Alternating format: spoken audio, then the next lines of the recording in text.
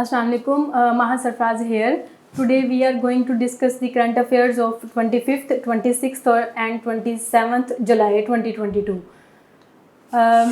आज के जो न्यूज़पेपर के अंदर जो जितने भी इवेंट्स थे वो मैं आप लोगों के साथ डिस्कस करती हूँ और ये इसमें से कुछ ऐसे पॉइंट्स भी हैं जो आप लोगों से कमिंग पेपर्स में भी पूछे जा सकते हैं। सबसे पहले था कि न्यूज़पेपर के अंदर एक सेक्रेटरी जनरल और एक एम्बेसडर का जिक्र था, वो मैं आप लोगों के साथ शेयर कर देती हूँ। सबसे पहले उन्होंने एक था कि जो है शंघाई कोऑपरेशन ऑर्गेनाइजेशन, आप लोगों को भी पता है, इसका उन्होंने बताया हुआ था कि इस वक्त उनके सेक्रेटरी जनरल वो हैं ज़ैंग मिंग और इनका रिसेंट पाकिस्तान में विजिट हुआ है 21 से 24 जुलाई। और शंघाई कोऑपरेशन ऑर्गेनाइजेशन का आपको पता है कि ये बनी थी 2001 के अंदर, जून 2001 में, और पाकिस्तान ने ज्वाइन इसको किया था 2017 के अंदर, और इंडिया ने भी पाकिस्तान के साथ ही इसको ज्वाइन किया था। और उसके बाद है पाकिस्तान का अफगानिस्तान के अंदर जो एम्बेसडर है वो है मंसूर अहमद। और फिर उसके बाद कुछ चेयरमैन और चीफ्स थे, उनका जिक्र कर देती हूँ मैं आप लोगों के साथ। सबसे पहले है कि नैब के जो चेयरमैन हैं इस वक्त वो न्यूली अपॉइंट हुए हैं, उनका नाम है आफ्ताब सुल्तान। और जो स्टेट बैंक ऑफ पाकिस्तान है, आप लोगों को जो पता है, उनके एक्टिंग गवर्नर इस वक्त जो है वो है डॉक्टर मुर्तज़ा सैयद, और चीफ ऑफ आर्मी स्टाफ जो है वो है जनरल कमर जावेद बाजवा। उसके बाद है कि मैंने वैसे सोचा आप लोगों के साथ डिस्कस कर लेती हूँ, ये जो chairman joint chiefs of staff committee वो इस वक्त कौन है? नदीम रज़ा। ठीक है, देख लें आप लोग। फिर उसके बाद थे कुछ इंटरनेशनल लेवल की कंट्रीज़ की कुछ थे प्रेसिडेंट्स जो हम कर लेते हैं। सबसे पहले प्रेसिडेंट ट्यूनीशिया का देख लेते हैं, वो है केस सईद, और ट्यूनीशिया का जो कैपिटल है वो है ट्यूनिस। और इसकी थोड़ी सी मैं डिटेल आपको लोगों को बता देती हूँ कि ट्यूनीशिया के अंदर रिसेंटली एक रेफरेंडम हुआ है, उसके अंदर लोगों ने ये डिसाइड करना है कि न्यूली पेश किया गया है कॉन्स्टिट्यूशन, वो उस रेफरेंडम में वो ये डिसाइड करेंगे हम वो वाला कॉन्स्टिट्यूशन लेना चाह रहे हैं या नहीं। कॉन्स्टिट्यूशन जो है दरअसल उसके अंदर जो एग्जेक्टिव पावर हैं वो ज़्यादा हो रही हैं उसमें। ठीक हो गया। फिर उसके बाद है अभी 25 जुलाई को इन्होंने वोटिंग की थी, अब देखें क्या इसका रिजल्ट निकलता है। उसके बाद इंडिया की जो करंट प्रेसिडेंट है वो है द्रौपदी मुर्मू, ये जो है 25 जुलाई को बनी है, प्रेसिडेंट बनी है, और ये जो इंडिया की पुअरेस्ट साइट है या पुअरेस्ट पीपल हैं उनमें से ये बनी है। ठीक है, और ये पहली है वहाँ ट्राइबल एरिया से। और उसके बाद है इजिप्शियन कौन है? वो है अब्दुल फतेह अल सीसी, और इजिप्ट का कैपिटल कायरो। और इटालियन जो है वो है सर्जियो मैटरेला। और फिर उसके बाद कुछ गेम्स के बारे में सबसे पहले ये है कि 2024 की जो ओलंपिक्स हैं वो कहाँ पे होंगी? वो पेरिस फ्रांस के अंदर होंगी, और उनका जो स्लोगन है वो है गेम्स वाइड ओपन। ठीक है। और उसके बाद मोहम्मद अली बॉक्सर जो हैं, ये हम सबको इनका पता है, इनका जो जितनी भी इनके पास चैम्पियनशिप बेल्ट्स हैं उनमें से एक इन्होंने जीती थी 1974 में। और ये जो है चैम्पियनशिप बेल्ट जो है ये अभी उनमें से एक चैम्पियनशिप बेल्ट जो 1974 में थी वो जिम एड से इंडिया से बिलोंग करते हैं, उन्होंने बाय कर लिया, खरीद लिया। ठीक हो गया। उसके बाद है कॉमनवेल्थ गेम्स जो है वो मैं आप लोगों को बताया बिर्मिंघम लंदन के अंदर होंगी, और उसके जो इस वक्त प्रेसिडेंट हैं वो है लुइस मार्टिन। ठीक हो गया। और उसके बाद टूर डी फ्रांस, मैंने आप लोगों को बताया था कि ये एक साइकिलिंग रेस है, एक कॉम्पिटिशन है, ये हुआ था अभी जो 2022 में हुआ है। इसके जो विनर है वो है जोनास विंगेगार्ड। ठीक हो गया। और ये डेनिश है। और फिर उसके बाद है नरीज चोपड़ा जो है ये आप सबको पता है कि ये जो है जैवलिन थ्रोअर है, ये इंडिया से बिलोंग करते हैं। लेकिन अभी इनकी जो न्यूज़ आई है वो न्यूज़ में ये मेंशन किया गया था कि उनकी जो गेम एडमिनिस्ट्रेशन है उन्होंने ये बताया है कि ये नेक्स्ट कॉमनवेल्थ के अंदर अपने आप को डिफेंड नहीं कर सकते क्योंकि इनको इंजरी हो गई है।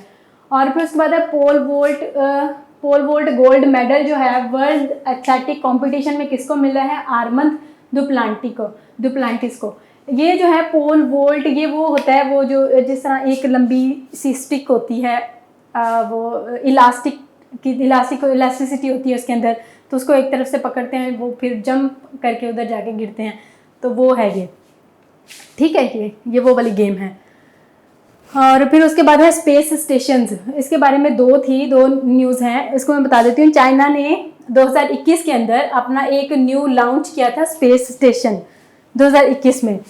उसका नाम था तियांग गोंग और इसमें उन्होंने मॉड्यूल्स 3 मॉड्यूल्स है। एक्चुअली ये जो एक चाइना का जो स्पेस स्टेशन है इसको वहाँ पे लॉन्च करने के लिए 3 मॉड्यूल्स उनको बनाने पड़े। मॉड्यूल्स आप एक तरह से समझ ले पार्ट्स होते हैं, ठीक हो गया। पहला पार्ट या फिर मॉड्यूल जो है उन्होंने जो भेजा था वो था तियाने और दूसरा अभी इन्होंने 24 जुलाई 2022 में भेजा है, उसका नाम है वेंटियन। और थर्ड अभी इन्होंने पता नहीं कब भेजते हैं, वो है वेंटियन, ठीक हो गया। मैंने आपको सिंपली ये बताया कि चाइना ने अपना एक स्पेस स्टेशन लॉन्च किया था 2021 में, ठीक हो गया। उसका नाम जो है वो है तियांगोंग और तियांगोंग जो है उसके 3 मॉड्यूल्स हैं। पहले जा चुका है, दूसरा जो है वो अभी गया है वेंटियन, ठीक हो गया, 24 जुलाई 2022 में। और दूसरा जो है एक इंटरनेशनल स्पेस स्टेशन है, उसके अंदर बहुत सारे मेंबर कंट्रीज है, जिस तरह से कनाडा हो गया, जापान हो गया।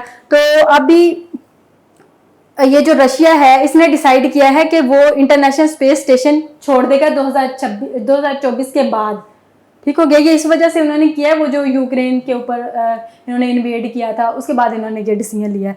और ये ऑर्बिट के अंदर अगर आपसे वो पूछ लेते हैं कि ये इंटरनेशनल स्पेस स्टेशन जो है ये ऑर्बिट के अंदर कब से है, ये 1998 से। फिर उसके बाद कुछ न्यूज़पेपर और न्यूज़ एजेंसी थी, मैं आपके साथ शेयर कर देती हूँ। ला सिसिलिया जो है ये इटालियन न्यूज़पेपर है, जिनहुआ जो है ये चाइनीज़ न्यूज़पेपर है, न्यूज़ एजेंसी सॉरी, ठीक हो गया।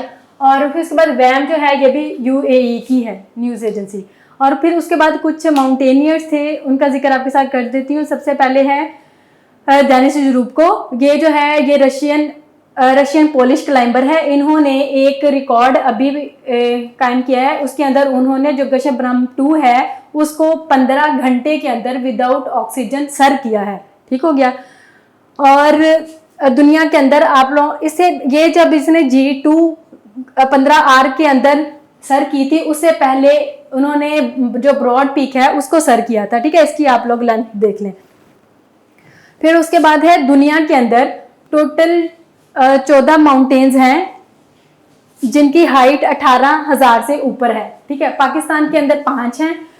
और अगर आपसे पूछ लेते हैं कि वो 15th नंबर पे वो कौन से पर्सन हैं जिन्होंने ये 8,000 मीटर की पीक्स वाली माउंटेन्स को कवर कर लिया है या सर कर लिया है, तो वो है यही डेनिस। और अगर वो फर्स्ट पूछ लेते हैं तो वो है रेनहोल्ड मैसनर, ठीक हो गया। और फिर उसके बाद है ये आबिद असद सदपारा का, ये जो है ये जो अली सदपारा थे ये उनके नेफ्यू हैं और उन्होंने रिसेंटली K2 को सर किया है विदाउट ऑक्सीजन, ठीक हो गया। और फिर उसके बाद है यूनाइटेड नेशन हाई कमिश्नर की एक रिपोर्ट आई थी, रेफ्यूजीज रिपोर्ट 2022 में, ये भी मंडे को रिलीज की है। उन्होंने कहा है कि जो एशिया पैसिफिक रीजन है, एशिया पैसिफिक रीजन, उसके अंदर तकरीबन 4.2 मिलियन रेफ्यूजीज वहाँ पे हैं तकरीबन। वो दुनिया के अगर पूरे रेफ्यूजीज को मिलाया जाए तो वो 19% बनते हैं, ठीक हो गया। और अगर उनमें से देखा जाए एशिया पैसिफिक रीजन में से देखा जाए कि सबसे बड़ा मुल्क कौन है जो रेफ्यूजीज को इस वक्त जिसके पास हैं, तो वो है पाकिस्तान। और पाकिस्तान के अंदर तकरीबन 1.8 मिलियन रेफ्यूजीज हैं। अच्छा, मैं आपके साथ कुछ 1-2 पॉइंट्स डिस्कस करने थे कि पिछली वीडियो के अंदर मैंने एक पेपर डिस्कस किया था, उसके अंदर एफपीएससी की के अंदर बहुत सारी मिस्टेक्स हैं, वो आप लोगों को भी पता है। तो आई ट्राइड के मैं एफपीएससी की को भी देखती और वेबसाइट को भी देखती, तो मुझे लगा जो मैंने लिखे हैं तो मुझे लगा कि यही ठीक है। लेकिन एक दफ़ा जो जिनमें ज़्यादा कन्फ्यूजन आप लोगों के साथ शेयर कर देती हूँ। 2 ऐसे पॉइंट्स हैं। एक ये है कि अगर नेक्स्ट टाइम कोई आपसे पूछ लेता है कि दुनिया का फास्टेस्ट कंप्यूटर कौन सा है, तो वो यूएसए का है, उसने जापान को क्रॉस कर दिया, वो फ्रंटियर। और जो दूसरे नंबर पर है वो ये था कि वो जो स्टॉकहोम की रिपोर्ट के अकॉर्डिंग उन्होंने सऊदी अरेबिया को करेक्ट किया हुआ था लार्जेस्ट इंपोर्टर आर्म्स का, लेकिन वो नहीं है, सऊदी अरेबिया नहीं है, वो इंडिया है, ठीक हो गया। आज के लिए इतना ही। Thank you so much. अल्लाह हाफिज़।